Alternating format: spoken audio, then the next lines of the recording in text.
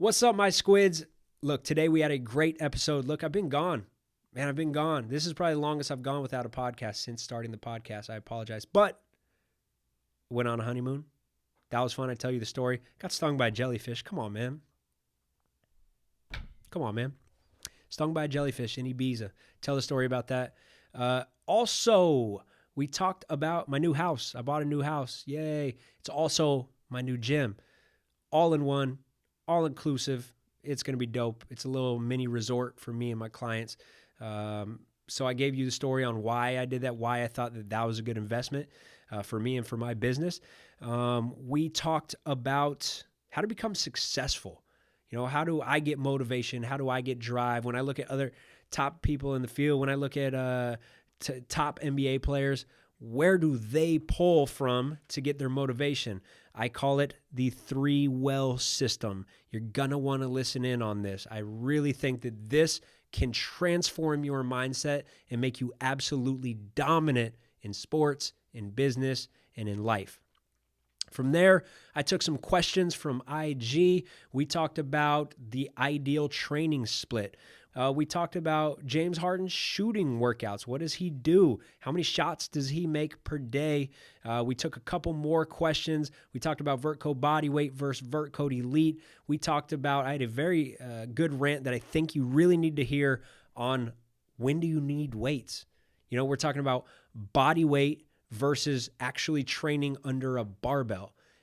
Hint, I think a lot of you guys are moving into barbell training too fast. I don't think you're milking lowest system load and body weight exercises the way that you should be, and your results could actually be much better if you started to master your body weight.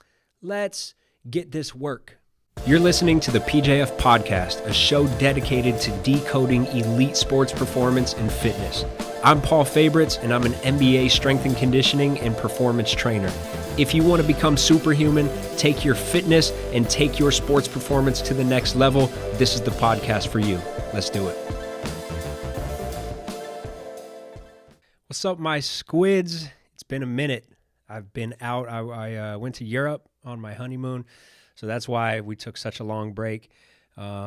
Also moving into my new house. It's been insane. So we went a 10-day trip. We went to Paris, like 3 days, and then we went to Rome, and then we went to Ibiza, and then we went to Barcelona. It was lit.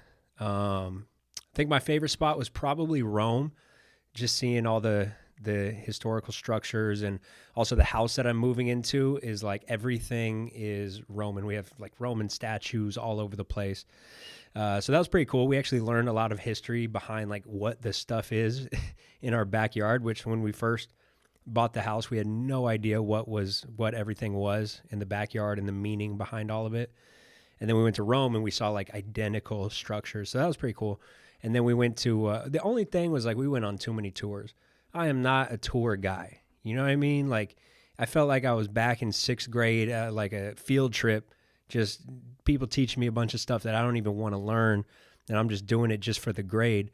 But like Ashley was all interested in it. She wanted to like learn all the details about the history. And I'm like, dude, this is too much. But I put up with it. You know what I mean? I did a decent job of acting like I was excited. So Rome was cool. Went to Ibiza. Ibiza was lit. I went to Ibiza last year, actually, for the first time. That's in Spain. Dope place. It's like a big party spot, but like we just went, stayed at an all-inclusive. I got super fat, bro. I got fat. I'm weighing more than I ever have in my life, I think. And that's bad. No, that's not true. I've been over 200 pounds, but that was like pure muscle. Right now, I am pure fat. So it's not good, man. I probably lost my balance. I haven't even checked yet. It's the longest I've gone without exercising. So I told myself, look, on the honeymoon, I'm going to eat whatever I want and I'm not going to exercise because I've never done that. Ever. Not once. I've never taken a week off outside of like deload weeks. I've never just taken a week off of not working out. Also, I've never been on a vacation. When I go to these lavish places, sometimes you guys see it on Instagram, it's because a client took me there to train them. And so I'm still in the mindset of working. So yes, I get to enjoy my time, but I'm still working to a certain extent. I've never been in a place for longer than a week where I'm just relaxing, not working at all. So, I said, look, dude, I'm going to go on this vacation. I'm going to find out what other people feel like. You know what I mean? What do other people feel like when they go for 7 to 10 days and just lay around and get fat? And so I went and I did that. And so now I got to strip it all off, and I got to actually, Calvin, we're going to document this whole thing. We're going to document this whole thing, and we're going to call it Fat Don't Fly. Coming soon, Fat Don't Fly is going to be my transformation of me being my fattest to me getting in the best possible shape. Actually, I'm going to get in the best shape that I've ever been in my life in the next, let's call it 60 days. We'll give you a 30-day progress, and it's going to be insane. And then I'm going to give you a 60-day, and then I'll give you a 90-day. We're going to call it Fat Don't Fly. Hold me to this. I don't want to forget about this idea. Fat Don't Fly is going down. We'll do like a 5 or 6 part series on YouTube, and it's going to be a legit documentary. Let's get it. I'm going to teach you guys basically how I'm doing it too. I'm going to document everything from diet down to exercise, down to the mental struggles, everything that I'm going through to get in the best possible shape. I'm going to take you guys through it because I think a lot of you guys do. I have a lot of followers that ask me that question, hey, how do I get more lean? Because a lot of people, you want to jump higher, but step one is getting as lean as possible. So I'm going to take you guys on my journey. Let's get it. Anyways, other than me getting fat, also in Ibiza, I got stung by a jellyfish. Never thought I'd be stung by a jellyfish. So I'm on this yacht, and we pull up to this area. Like, this guy's taking us around to all like the secret beaches in Ibiza that the tourists don't know about or whatever. He's like taking us around, and then he takes us to this spot in the middle of the ocean. First of all, like, I don't normally get in the water in the middle of the ocean because I'm terrified of the ocean. But he's basically like, yo, you guys can get out and swim. And it was like clear water. We could see the bottom and everything. He's like, yeah, you guys can get out and swim. But there might be some jellyfish. In the back of my mind, I knew if he feels the need to give us that warning, that means there's tons of jellyfish in this water. But I went in anyways because I'm in Ibiza.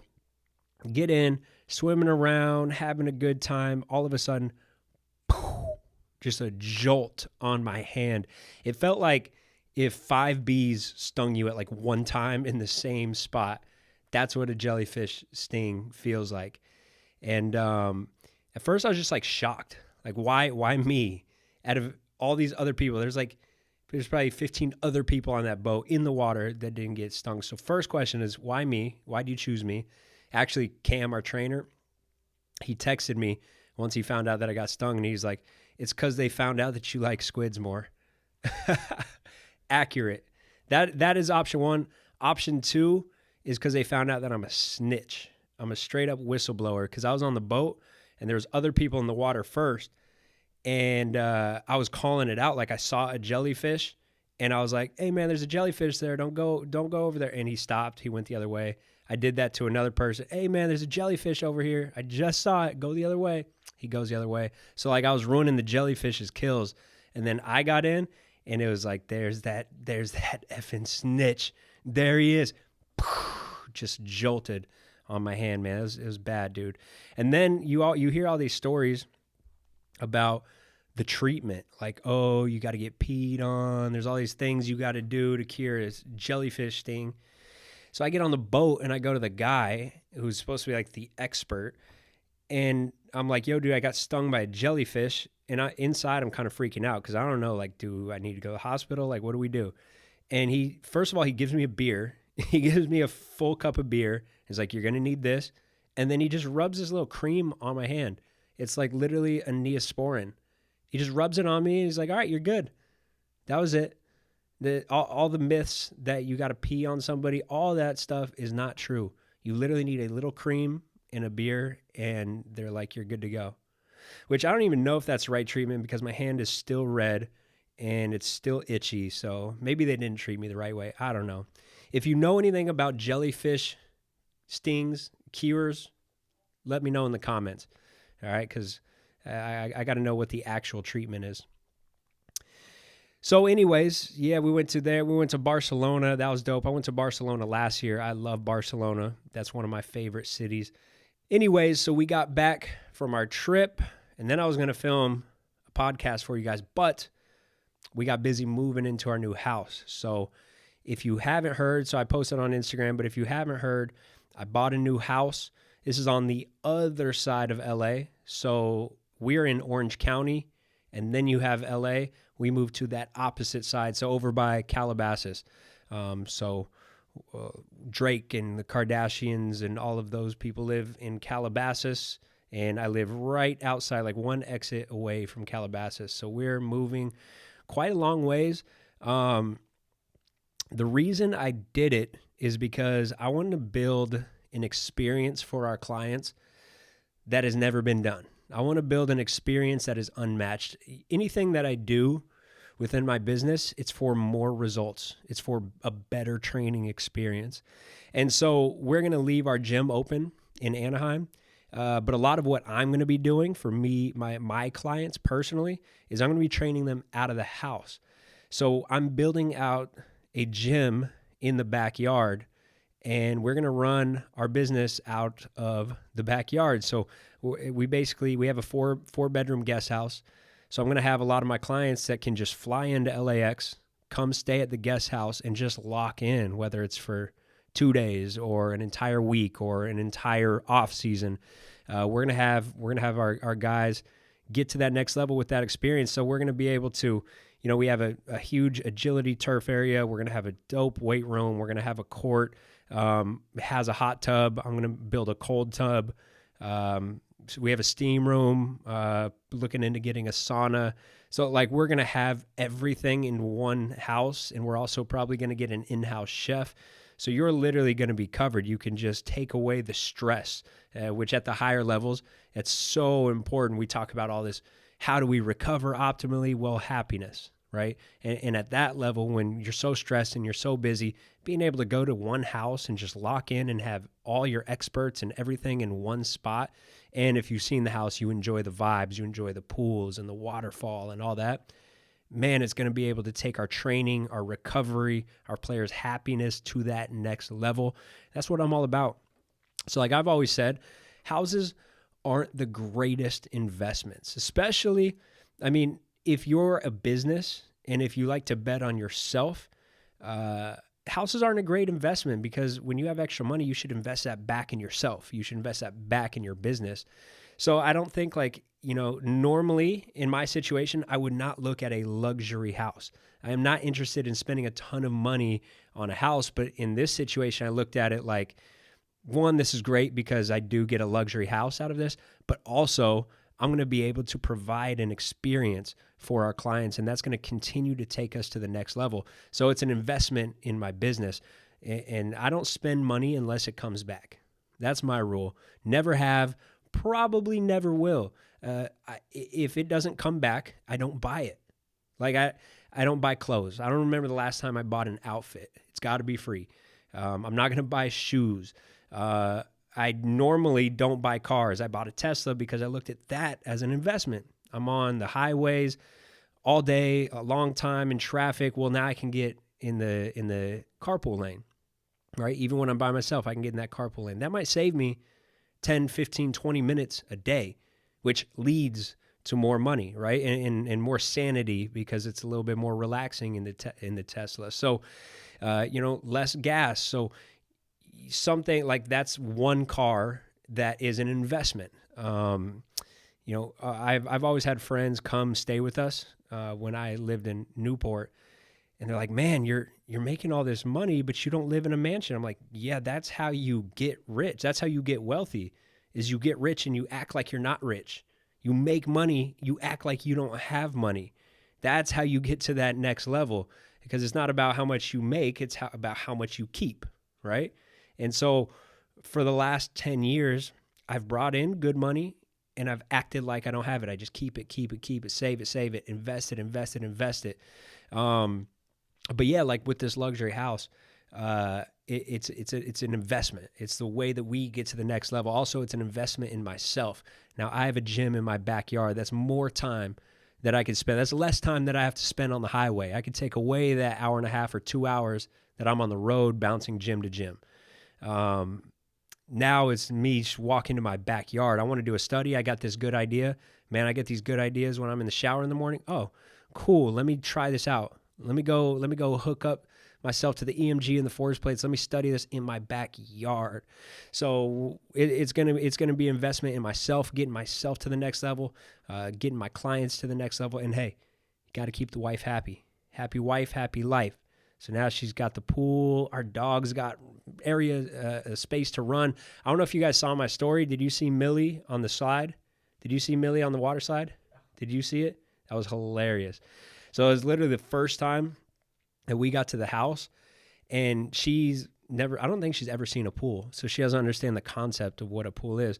But like, we go up the stairs and we have this water slide that goes down, but it goes through this rock structure. So like, you can't see what's at the bottom. So she thought it was like just a little like slope or something. And so she started walking down it. The water slide wasn't on, but she started walking down it. And then she got to the very bottom and realized that it opened up at the pool. And she freaked out and she started running back up, but she couldn't get grip. So she was sliding all over the place. It was hilarious. I kind of felt bad, but it was also so funny that I just recorded it. And then Ashley went in to save her. And so I was still recording, just laughing. And then Ashley got to the bottom, and then she was slipping. She couldn't get her grip. She's pulling on Millie, and they're both just struggling. And literally in the video, you can hear me say, "You guys are struggling." Like, I did not even help. I just recorded, because sometimes it's that funny that you need the footage later. I'm so happy. I have no regrets. For not saving them. And so eventually I was like, okay, this is sad. They're not going to get up because they're just so sloppy. And then I finally went down. I picked up Millie and I got her out. And then Ashley got out. So yeah, that was pretty funny. But yeah, I mean, now Millie's got her yard to run. She's got some good sniffs. So, happy dog. It makes my wife happy. It makes me happy. So yeah, it's worth it, man. It's worth it for the family. It's worth it for my clients. Some of you guys might benefit from this, especially any players. I'm going to start doing some weekend retreats, 3-day, 4-day weekend retreats, just lock-ins where you guys can come out. I'm going to let some people stay at the house, and we're just going to lock in and get to the next level, assess, find out where you're at, train you for 3 or 4 days, and send you off with a blueprint of what you need to be doing. So it's going to provide some unique opportunities for some exclusive lock-ins with players who are traveling, and they can get a experience that you really can't get anywhere else. The other dope thing with the house is we have this huge room that we're turning into the podcast studio. So I love this podcast studio, Pod One in Newport. Love it. If you're in Orange County and you need a podcast studio, hit up Pod One. But this might be our last one here, or our second to last one, because we are going to build out the entire thing. I just bought all the equipment.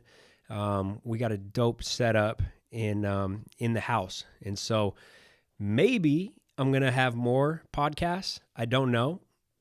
Don't guarantee that at all, but we do have it in the house. So theoretically, I should have more time and more availability to record more podcasts, but we will see. No guarantees there.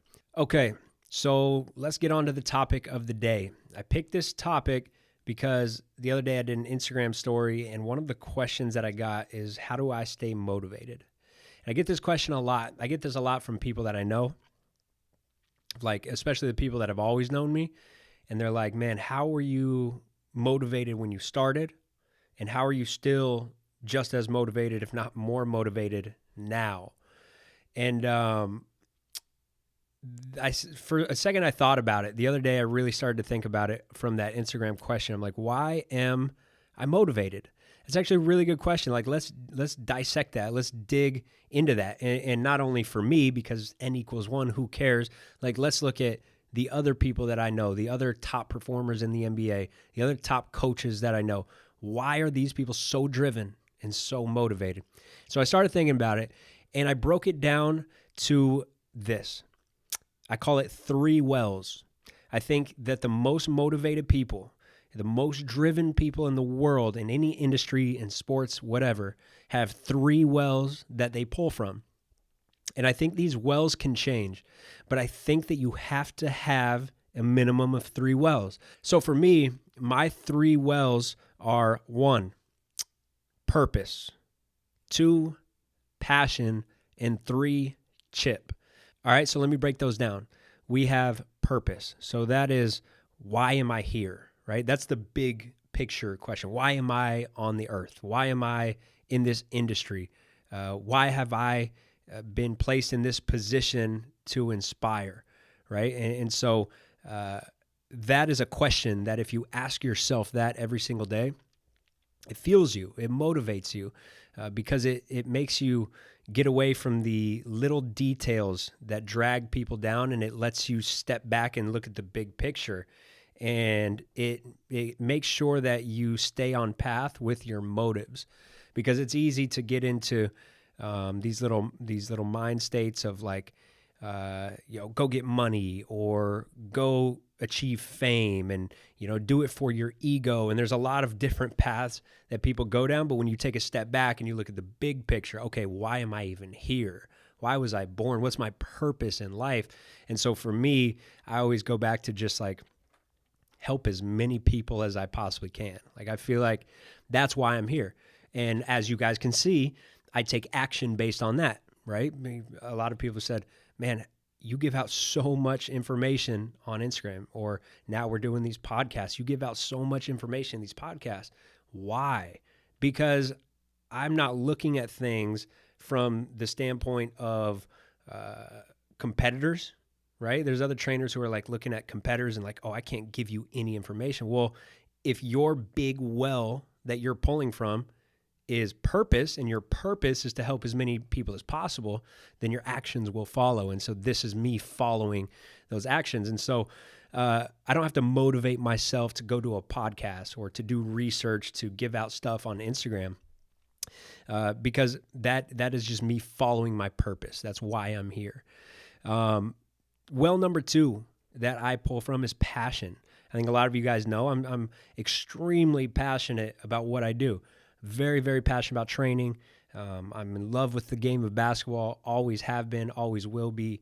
I'm in love with helping people achieve their fitness goals, get the most out of themselves. I'm obsessed with helping people get better. And so that is just for the love, right? And you look at the best basketball players, any coach will tell you the one thing that they all have in common is they truly, truly, truly love the game, right? The players that I've worked with that are at the very top, they love the game more than other players.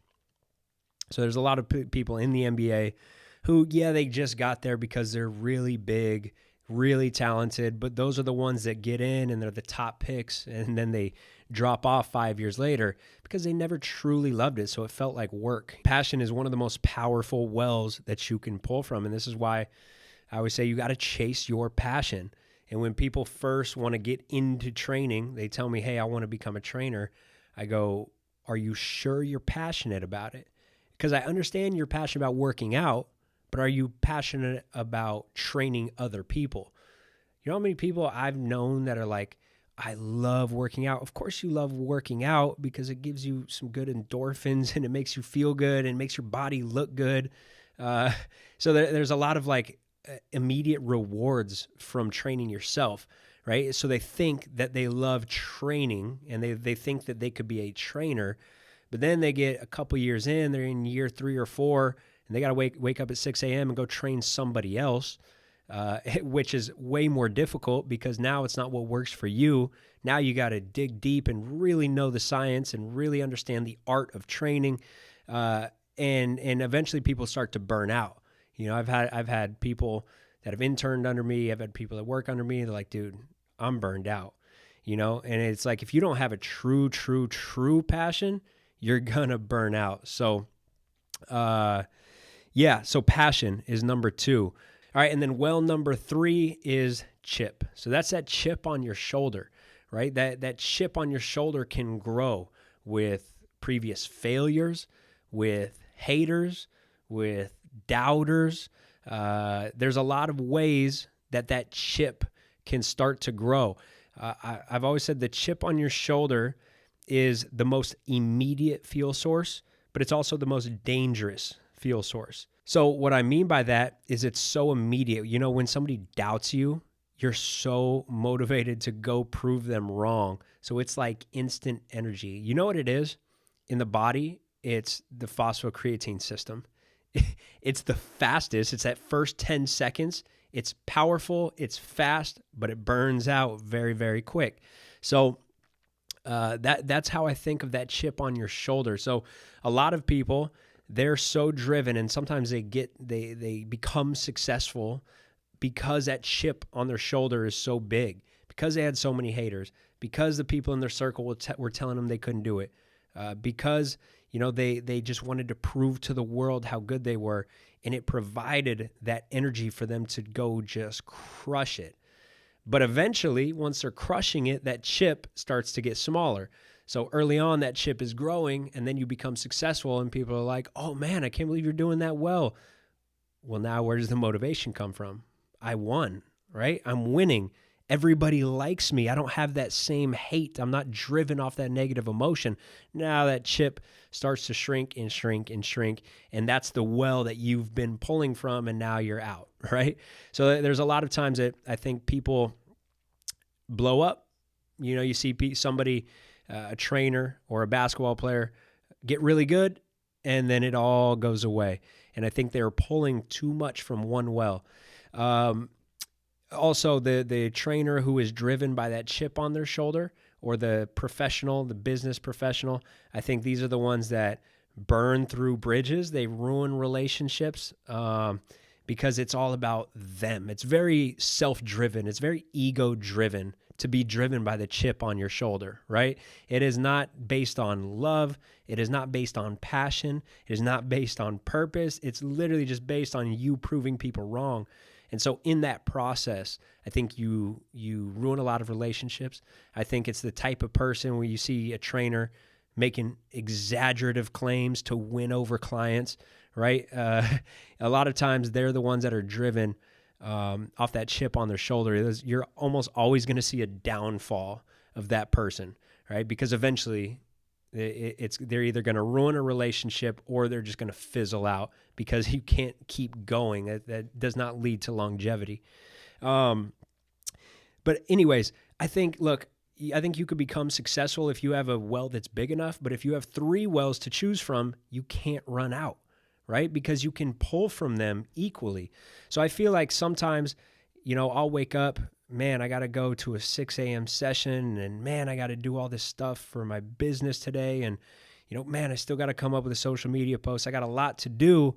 Where do I find the energy from? Well, man, if you got 3 wells to choose from, it gets pretty good. And so for me, like my chip well, that's the one that runs the lowest, because I've had a lot of doubters. I've had a lot of previous failures. But as I've kind of rose up and become more and more and more successful, then 90% of the people around me are like, man, I can't believe you're doing this. It's so good that you're doing this. I love what you're doing. And so you get less haters, and trust me, there's still plenty of social media haters, but the people around you, the people that know you, there's no such thing as doubt anymore. And so sometimes that chip can get a little bit smaller because you're getting so much praise. And this is a big problem, especially at the NBA level. You see that these guys get so many compliments and so much praise that they just lose that drive. They feel like they won. They feel complacent. I would never get to that point, but I could see how somebody's chip on their shoulder can start to dwindle down. But for me, when I got 3 wells to pull from, I'll pull from a well, and I got to make sure I fill it back up. So like I said, that chip well can run pretty low for me, but I'm going to make sure that, hey, this is a powerful well. I got to restore my phosphocreatine system, right? So I'm going to go out of my way to do things. So what I'll do is, like, I get a lot of hate on Instagram. And so I'm not just going to let it go by. I'm going to screenshot it. Every negative comment I get, I screenshot. I set them as reminders. So a lot of times if somebody says something really hateful that really got to me, a lot of times I'll screenshot it, and then I'm going to set it as my reminder, as my alarm. So instead of having a normal alarm clock, I wake up and it's this quote from somebody on Instagram. So I wake up, first thing I see is that, boom, let's get it. I got to prove this guy wrong. So if I feel like that chip well is running low, I'm going to go out of my way to like remind myself that there's still haters, there's still doubters. Let's get it. So yeah, I mean, there's that passion. How do you fill up your passion well? Because a lot of passion is innate. A lot of passion is from early childhood experience. It's what you grew up. I grew up playing basketball. I was obsessed with training always. So like a lot of that stuff is innate. Well, how do you nurture that, right? You can't fake passion. Well, for me, it is doing the things within the industry that I love and getting rid of the things that I hate. So, when I first started training, and I've talked about this on the podcast before, I had to make a living. So I took the low-hanging fruit. I would take any client. Oh, you got a check? Let's get it. Let's work. And then I realized, oh man, a lot of these people are going to drain you. Even at the NBA level, they're sporadic, they're in and out. They're not committed to it. They don't respect your time. And so a lot of that would drain me. Anytime now that I feel like you're taking away my passion for this craft, you're done. You're out. I got to drop you. I got to refer out. I got to refer you to somebody else. And so now you start to see that passion get back up and reach new levels when you start to trim the stuff that drains you.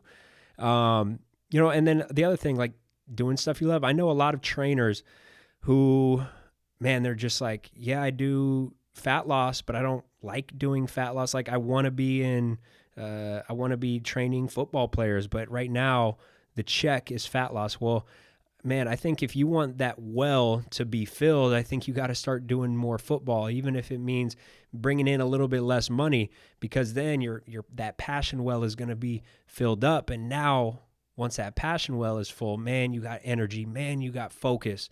That's when you can go to the next level and take over that industry.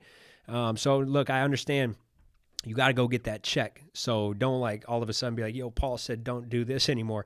No, I mean, take it a step at a time, right? Like when I got rid of taking these clients that I didn't like, it's not like I was super broke and I made that decision. Like I got to a point where I could afford to take a little bit less money for a couple months and then only take the people that I want to train, right?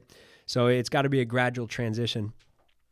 But yeah, that's sort of how you nurture that passion well. Okay. And then my other well and my biggest well is purpose. So I don't have to spend a lot of time nurturing this. All I need is reminders. For me, it's this simple. I just have to remind myself that within this industry, within what I do, the only thing that truly makes me happy is helping.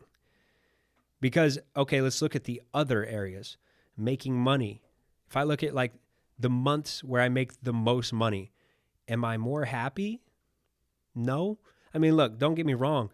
You need to get money. Like you need to secure the bag, bro. You might have a family to feed and you want to retire doing this. And so you need to get the bag. But like that doesn't make me happy, right? Like my worst month compared to my best month, my happiness level doesn't change.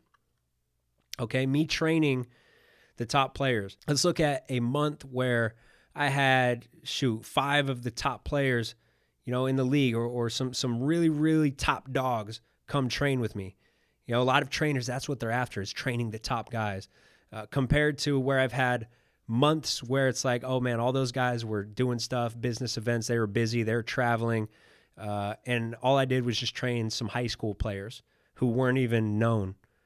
Am I less happy? No. So like we have this perception that when you're training top guys, you're going to be happy. When you're making money, you're going to be happy. None of that is true, right? You could take a step back on your paycheck. You could train some no-name guys, but if you're passionate about the craft itself and you're truly about your purpose, you're going to make the big time where you're at. You're going to make what you're doing today, you're going to make this session right here the best session that you've ever run.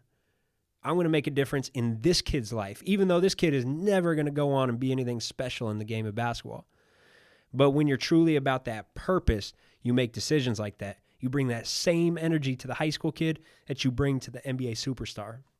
But again, like, it takes some experience to be on both sides of the spectrum, to be like, okay, I'm training the best in the world, or I'm training these random kids. I'm making the most money, or I'm just like I'm making average money, right? I've been through both of those stages.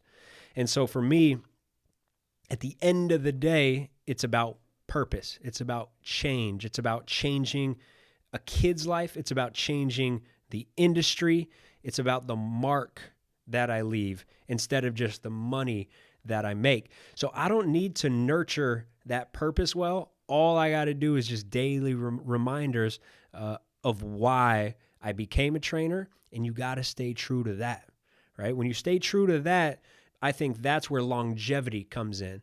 So in my example of the body, I think that would be fat, right? Fat is that is your. It's not going to kick in fast. It's not a powerful fuel source, but it's the longest. You can last you the longest. You're going on a marathon is going to be highly fueled off fat. that purpose well, that is your marathon, right? So, and then my other well, passion, that would be my carbohydrates, right? And then the chip, that would be my phosphocreatine system. So that's how I break down my wells. You got to fill them. You got to nurture them. You got to make sure that you got 3 of them, because I don't care how big your well is. If you only have 1 of them, and every morning at 6 a.m. you wake up and you go, oh, man, where am I going to find this energy? Well, if you're like 90% of trainers or anybody in an industry that requires hard work and long hours, you're going to go, crap, where am I going to find the energy today? Coffee. Let me grab a coffee. Let me go to Starbucks. On my lunch break, let me go to the gas station and grab a Red Bull, right? This is so many people that I know, and trust me, I've been there before, back when I was doing the things that I didn't love to do. Oh, man, how am I going to get through today, right? A lot of people are asking themselves that question. Well, when you have 3 wells and those wells are nurtured and they're full, man, you don't need anything else. You don't need anything else. You're going to be able to equally pull from them. But like I said, man, if you're relying on 1 well or even just 2 wells, shoot, you're gonna hit a wall, and it might not be in your first couple of years because you're still in that beginner, I'm still excited phase. But at some point, I think you're going to run out of energy and you're going to need another well to pull from. So, hey, let me know. Actually, let me know in the comments, what wells do you pull from? You know, I don't think that these 3 wells are the only 3. I think these are mine. I think that there's a lot of top performers that I know that pull from these same wells. So actually, Kobe's a good example. I think Kobe has the same 3 wells. Maybe he would correct me, but based on what I've known, based on what I've seen, I would say that he has the same 3 wells. I mean, chip on the shoulder, obviously. He's well known for this. Like, he has that hatred. He has that negative emotion that he's driven on. You know, the doubters, the haters. He's highly driven by that kind of stuff. Passion. We know Kobe's passionate about the game of basketball, right? He's voiced that before. You see it in his eyes. You see it in his work ethic. And then purpose.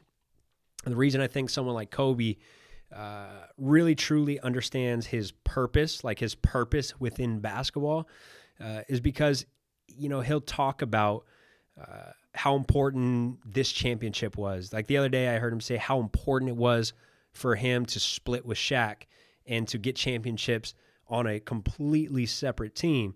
And it's because it cemented his legacy, right? Had he won with Shaq, people would have just said, oh, you know, it's because he was with Shaq. And he mentioned this. He talked about, like, that was important for his legacy. So when people say stuff like that, you realize that, like, he has this bigger purpose. He has this purpose of, like, he wants to be the best. He wants to cement his legacy. And so for him, like, that was his purpose within the game of basketball. And everything that he did added to that legacy, right? He went out and he won championships. That added to his legacy. Scoring titles added to the legacy. And so I think that was what he was motivated off at the end of the day, is he really had that well full of, he saw the big picture of why he's here, why he plays basketball. So yeah, and a lot of the players that I've trained that are at the top, I think they have these same wells that they're equally pulling from. And then on the flip end, I've seen a lot of top draft picks who just don't have it, man. They don't fully have, they don't have 3 wells to pull from. They might only have 1 well, which got them as far as they are. But look, it's gonna burn out. You're not gonna keep that well full forever. So yeah, I mean, you can see why these players come in and they're so talented, and then 3 years later they're out. You never hear from them again. Well, they didn't have enough wells to pull from. And when they did pull from that well, they didn't fill it back up. All right, so I just asked you guys for some questions on IG. First question from Gotzing24. If you could suggest any workout split, what would it be? So, I mean, it depends on your goal. It depends on your training age. And it depends on how much time you have in the day. So, for probably 90% of you listening to this, a full body 3-day split is probably going to work pretty well. When we get into talking about splits, I think really the only time that you need a split is when you're at a very high level, especially like a bodybuilder split, which for an athlete, I would probably never have them on a bodybuilding split. But yeah, like for a bodybuilder, they need that much volume per muscle group, per workout, to actually damage that muscle group. So like a high level bodybuilder, it would be tough for them to do a full body split because their workouts would be so long. I mean, you'd have to have a 3-hour workout in the gym. So that's why it makes sense for them. But look, until you reach that point, a full body split is going to be very beneficial. Most people are going to build more muscle on a full body split than they would on a bodybuilder split, which sounds crazy, but you don't need that much daily volume per muscle group. You need to look at your weekly volume. I forgot who said this. I think it was Alwyn Cosgrove. I heard this at a conference. He said, look at your training as a bottle of Advil.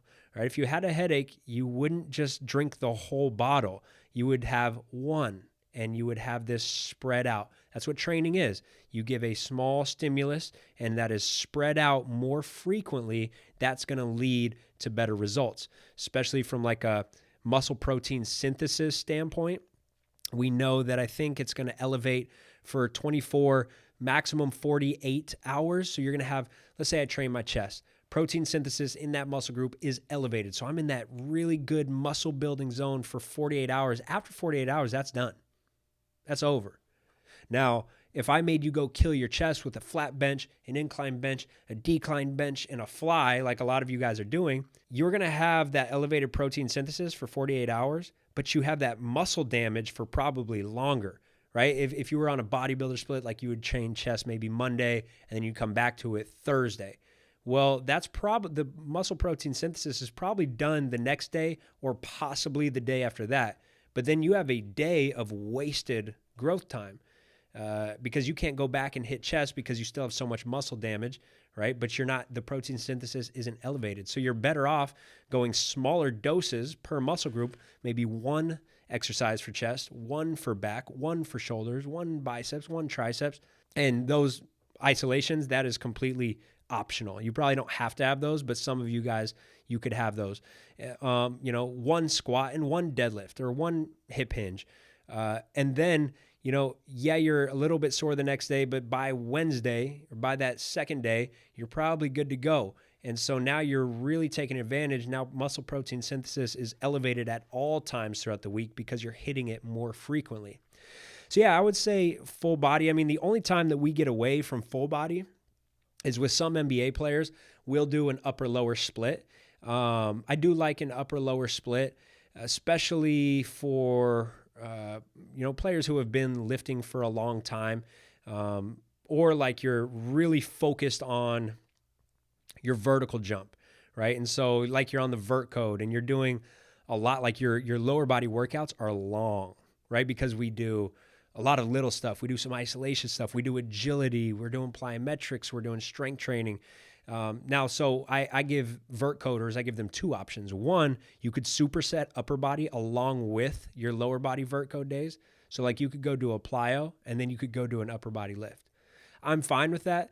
But like for me personally, I would rather split those up, and I would rather have a lower body day. And then my next day, on the Vertcode, it would be like our footwork, our feet, it would be our core, it would be our mobility. Well, on that day, I would like to throw my upper body. So it really depends, but like, especially in season, I would push for like 3 full body workouts. I think you'll be completely fine with that. But like, just like always, the answer is, it depends. You're never going to hear me give a direct answer. Direct answers are very rarely correct. Usually the answer is, it depends. Tell me more, right? Tell me more about your schedule. Tell me more about your goals. But I'm just going to throw this out there. Most of you should probably be on a 3-day full body split. If not, and you're to the point where you need 6 days a week to work out, move to that upper lower body split. But I see no circumstance for an athlete that you need a bodybuilder split of like chest, triceps, and then the next day back biceps. I see no scenario where that's beneficial for you. Thoughts on pre-workout? I don't think a pre-workout supplement is necessary, especially for high school athletes, youth athletes. I mean, I don't think you should get addicted to a pre-workout supplement. If you are at that age where you do feel like you need it, you're tired because of work or whatever. Well, actually, first, let me say this. If you're taking a pre-workout, ask yourself why you need that pre-workout, right? Because that's a quick fix, but is that really the overall solution, right? That's a Band-Aid. You're covering up something else. So what are we covering up? If we feel like we have to have a pre-workout, are you sure that your sleep is good, right? Are you sure that you're getting 8 hours of sleep?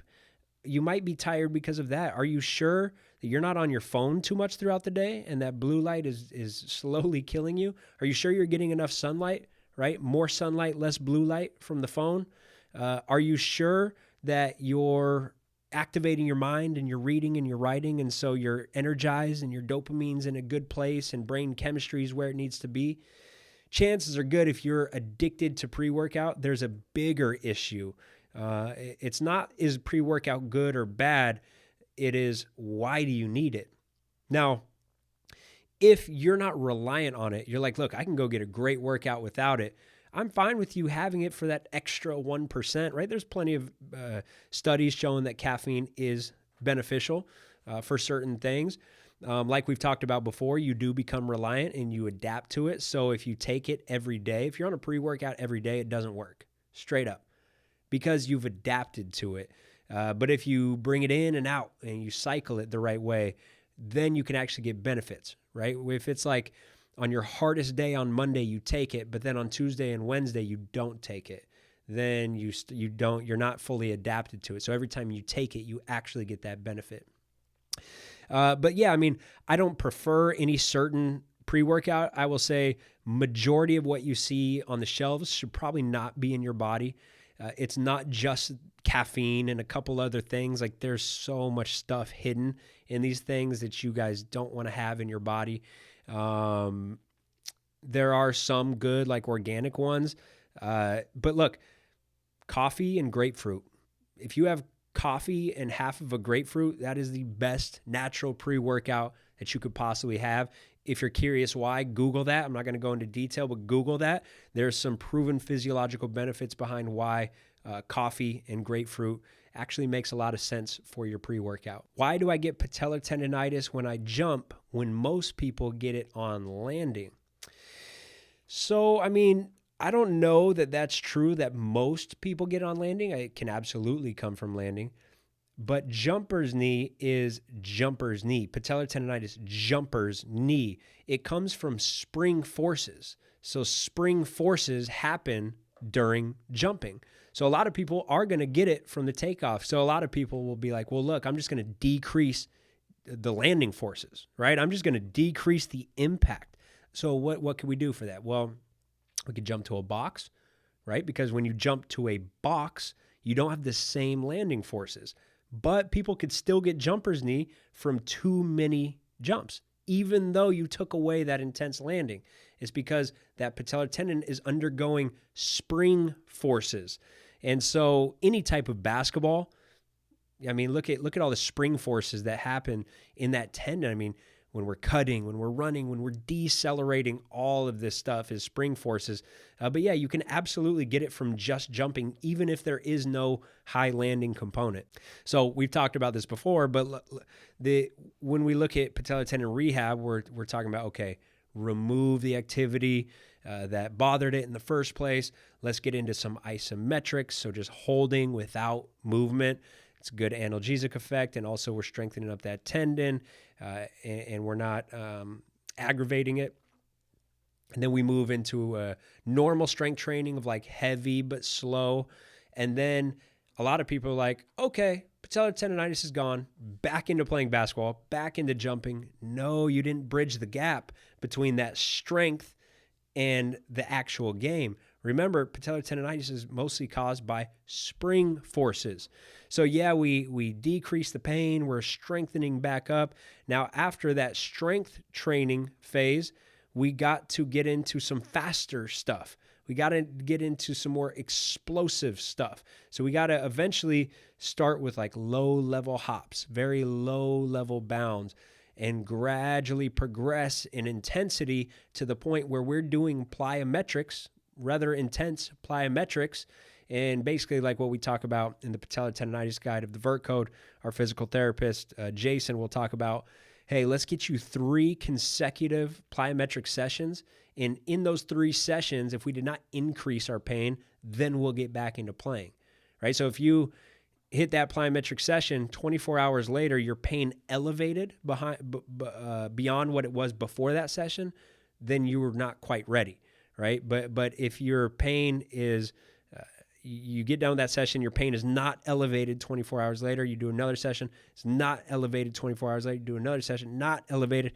Okay, now let's get you back into playing. But I think people with patellar tendinitis, they treat it as it's just a battle scar. It's like, hey man, I'm a hooper.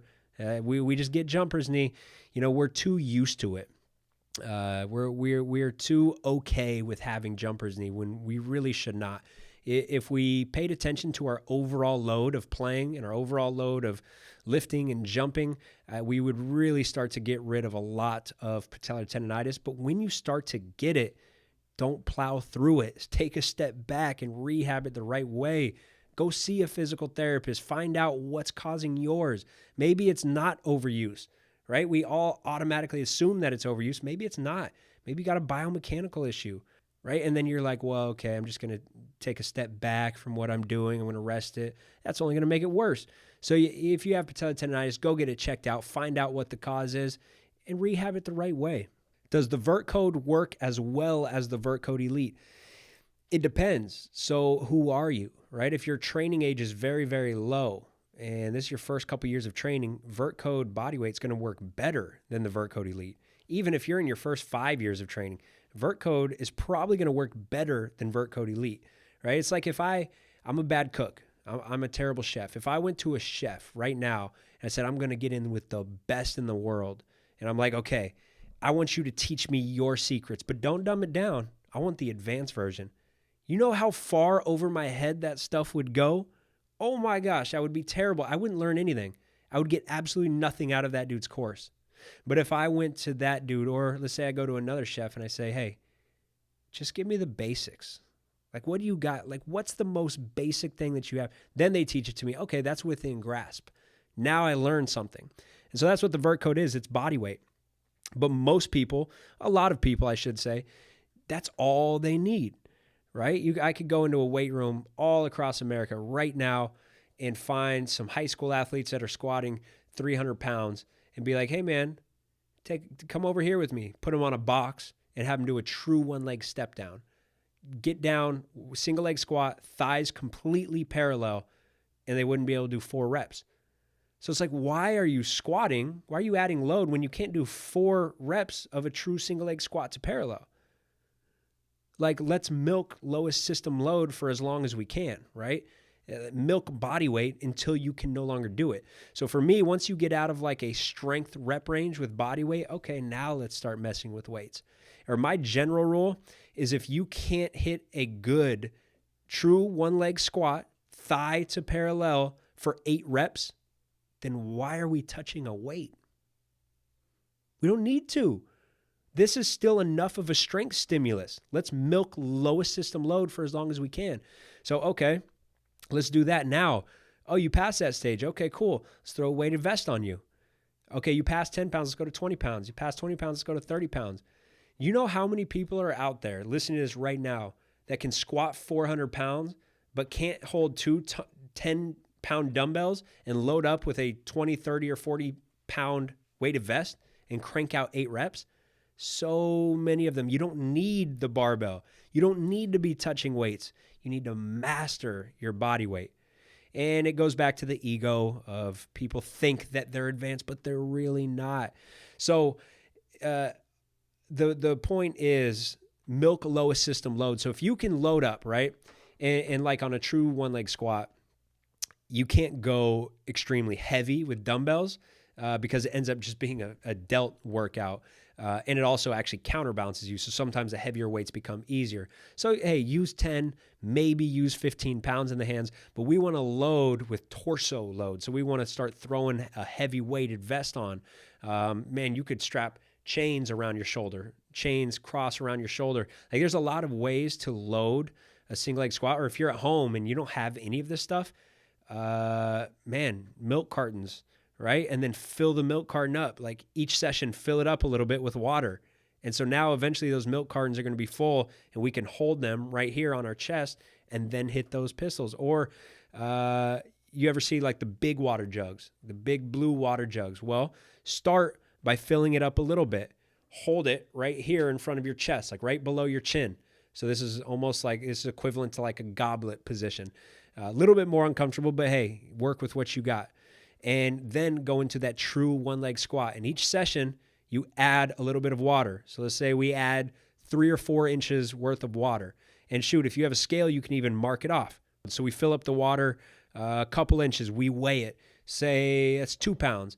Okay, and then we put in a little bit more. That's 4 pounds. Each time we mark it off, right? So then we can start to say, okay, this is 2 pounds. This is 4 pounds. This is 6 pounds. However heavy that thing is going to go. I mean, it goes pretty heavy. So then eventually that thing is completely full and we're holding it here and we're hitting our true one-leg squats. The majority of you listening to this are not past that stage. The majority of you listening to this can still get a high strength stimulus from that. So why would we be under a barbell? Why would we be touching a weight? There's no need. Now, the other thing that you could do if you're listening to this and you're at home and you're like, man, I need that strength stimulus, but I don't have access to weights. Backpack. You go to school. You know somebody that goes to school. You got a backpack. You got books. Great. You got a scale. Let's put one book in there and let's weigh it. What is that? 2 pounds? Okay, cool. That's where we're starting. Write it down in your journal. I'm starting at 2 pounds. I'm going to hold it, this backpack, I'm going to hold it right here, or you could put it around your arms for a little more stable and then kind of hug it on your chest. And now I'm going to do my true one-leg squat and I'm going to hit 8 reps. All right. Now, get a couple sessions in. Maybe I get 2 sessions in and you're like, look, that feels pretty easy for me. I'm ready to go up. Instead of going up in reps, you could go up in reps. But if we're trying to get a true strength stimulus, stay at those 8, put in 2 more books, weigh it. Okay, now it's whatever. Okay, now it weighs 5 pounds. Now it weighs 6 pounds, whatever it is. Write it down, hit that session. All right, add another 2 books. Next session, add another 2 books. Next session, man, throw a rock in there. Whatever you want to start to throw into that backpack, zip it up. Like we can get a backpack pretty heavy. Throw a bunch of stuff in there, put it around, hug it, and hit your one-leg squats. That's a very progressive way to go. So my point is this. It's all about, it's not about the exercise. It's about the progression.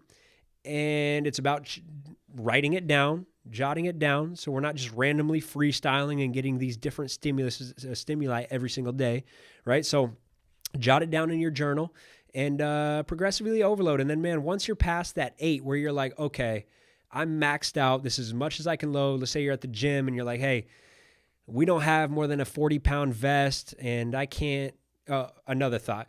If you're in a gym, man, you don't have past a 20-pound vest, find a medicine ball, hold it here, right? You can hug it. You can find dumbbells. You can hold them right here underneath your chin. You can hold kettlebells in the front rack position. There's a lot of ways to overload that single leg squat. But yes, eventually you're going to get to the point where you're like, look, I can no longer load the single leg squat with the stuff that's available for me at home or the stuff that's available for me at my gym, because you can't just keep going heavier with dumbbells, right? And at some point, your arms are going to be the limiting factor, or your grip is going to be the limiting factor. So yes, at some point, you're going to reach that point, and then it's like, okay, let's look into barbell training. So there are steps to this. So that's a long answer. That's a long way of me saying a lot of people just need the bodyweight program. And if you're in that side of the population, you will get better results from the Vertcode bodyweight. Now, if you're advanced and you already have a good base of strength and you're ready for the barbell lifts and the higher intensity barbell lifts where it's for speed and you're ready for high intensity plyometrics and that type of stuff, advanced stuff, oscillating, teaching your muscles to contract, relax, advanced isometric contractions, like these stuff that these methods that higher level athletes need to get to that next level, then the elite program is going to get you way better results. So it's not which program is better, it's which side do you fit. And even if you are advanced, but you're like, look, I'm advanced, but I don't have access to a gym, Vertcode Bodyweight will still get you good results. But Vertcode Elite is going to get you the best results if you already have that base and you're ready for the elite. But there's a lot of people who aren't elite that are signing up for the Vertcode Elite. And you would probably be better off on the body weight. How many shots does James Harden make a day? I don't know, and I don't think he really tracks them. He's very intuitive, and he likes to freestyle. He's very, very, very, very creative. He's very creative with how he gets up shots. So it's not like, hey, I got to go in and make 300 today. It kind of goes off feel of like, man, I feel like I got to work on this. We're playing this team next week, and this is how they guard me. These are the shots that I'm going to be getting. So he kind of reps those out, and within that, he really freestyles. He's got good creativity. I always say, like, when you watch him get up shots compared to when you watch, like, the normal person get up shots, the normal person is very structured, and it's like, I'm here to do a job. I'm here to get X amount of reps. James is just, like, fluid with it. Like, he feels like he's in the game. He's hitting different moves. Man, he's very, very, very intuitive and creative. So, like, people see him doing, like, this one-leg shot. I saw him doing the one-leg shot 5 years ago. Every single time that he was, like, feeling it in a shooting session, he'd start to go to one leg. And at first, I thought he was just messing around with it. And then year after year, I noticed, like, he could actually really hit this shot. Like, he can legitimately hit one-leg shots. And now he did it a lot this offseason. Now people are all of a sudden noticing it. But it's funny because a lot of times that you're like, oh, you came up with this idea. He came up with this idea to shoot off one leg. Well, no, that just came from him just feeling. That came from his art in his shooting sessions years ago. And then he gradually got better, and then gradually got better to the point where he's confident enough to start doing it in games. I don't know how much he's going to pull that out. It's a good topic. Like, is that beneficial? But I think eventually this will be a part of the game because it's so much quicker, right? Like you don't have to get a second foot down, so you can get that shot up faster. Now, is it a high percentage shot? No, because people don't practice it, right? If you don't practice it, it's going to be a low percentage shot. But I think eventually people will start to practice it a little bit. Like, look, Dirk was hitting one-leg fades. KD hits one-leg fades from a high school three line. That's a fadeaway, right? That's a tough shot, but we go, oh, that's a super high percentage shot for them because they repped it. They practiced it. And so I think that a Dirk fadeaway from high school three off one leg is a harder shot than coming off a screen downhill and pulling off one leg like a little one-leg three-point runner, or like what James is doing with like a sidestep runner. I don't think that the fadeaway is that much easier, but they mastered that. So I do think the evolution, I think eventually people will be hitting one-leg threes. Now, it's going to be like any move. It's going to go through this battle where coaches are going to say, nah, it's too low percentage of a shot. But players who work on it enough are going to prove the coaches wrong because they're like, hey, I'm doing it. I'm hitting shots. A one-leg shot will throw off the defender's timing significantly because we're always relying on that second foot contact to then react.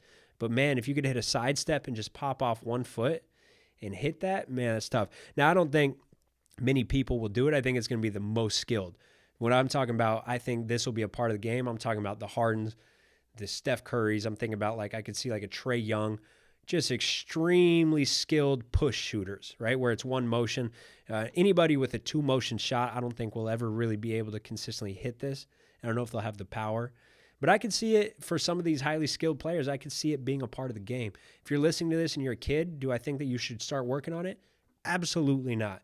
You have so many other high-level things that you have to master before you even start thinking about messing with that. But the question is, I think my answer to, is this going to be a part of the game? I think the answer is it's very possible. Ideally, how long should you be sore after a workout to optimize games without causing problems? So this answer is tough because soreness is a very, very, very poor indicator of how good your workout is, right? A lot of people, they have to be sore to think that it was a good workout. Sometimes you're not even sore and that was a good workout. Sometimes you're very sore and that was a good workout. So it's not really a good indicator, but if I had to throw out a number, I would say 48 hours, that soreness should go away or at least not impair you, right? If 2 days after, if you work out on Monday and Tuesday it's bad and Wednesday it's still really bad, well, that interferes with your Wednesday workout. Now your Wednesday workout sucks. So you just ruined your week. You ruined your weekly schedule because now you got to push Wednesday's workout over to Thursday. Now, most people would just plow through Wednesdays and be like, no, I'm good to go. I don't think you should. That's probably just going to push you deeper and deeper and deeper into that overtrained state. Remember, the whole goal of training is super compensation. Super compensation, we have this line right here. This is our baseline. We train, we actually go under this baseline. We get less athletic. We perform worse. And then once we fully recover, we get a slight increase, right? People expect this. No, you get a slight increase. Then you train again and we go back down and then you fully recover and we get this slight increase. But this increase was a little bit bigger than that first increase. So that is that constant process of down, slight up, down, slight up. And that's also why people say, man, why do I not feel bouncy? Why do I feel like I've lost inches? Super compensation. You trained and you decreased, and then you need to fully let your body recover to get that increase. Now, if you never truly let your body get that increase, you go down and you start to come back up. And before you reach baseline, you train again and you go down more. And then eventually, if you work out too soon, you don't let your body recover, boom, we're down more. So we have this constant decline. So if you're in that zone, then you probably need to separate your workouts by more, or you got to decrease. You got to go to minimum dose. You got to just do a couple exercises a day, right? You don't got to kill yourself with long workouts. Hit a couple a day because your ability to recover is less. This is something that people got to understand is not everybody is going to be able to respond to a workout and come back 2 days later and hit another hard workout. So yeah, soreness is not a great indication, but I would say, look, if you train on Monday, you should feel fresh and ready to train for Wednesday. Again, that same muscle group. Now, if you don't feel ready and you don't feel refreshed, you did a little bit too much on Monday. The goal is results. And some results sometimes come from these muscular-based workouts where we are damaging muscle. That's where soreness will come in. But it's also going to come from the other side of the spectrum where we're focused on tendons and fascia and training mechanics and training the nervous system, all areas that are not going to make you sore. So you're going to have this combination throughout your entire training year where you have days that make you sore, you have days that don't make you sore. And that's why I say don't base your workouts, the effectiveness of your workout based on soreness. But look, if you're sore, if you train Monday and you're still sore on Thursday, you're probably doing too much on Monday, right? Cut back and then gradually increase your capacity.